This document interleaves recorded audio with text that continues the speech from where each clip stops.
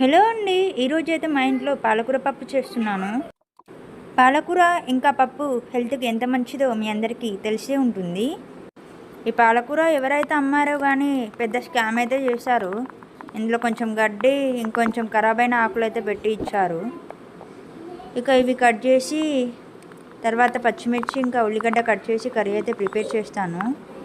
ఈ పాలకూరలో చాలా రకాలైన విటమిన్స్ అండ్ ప్రోటీన్స్ ఉన్నాయి.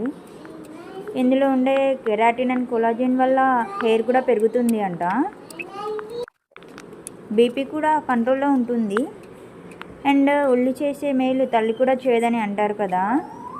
ఈ ఉల్లిగడ్డ అయితే కట్ చేశాను, కానీ ఒకసారి ఇది కట్ చేశాక నా ఫేస్ చూడాలి అండి. ఇది నన్ను ఏడిపించేసింది. ఆల్మోస్ట్ నా మీద పగ పట్టిందేమో.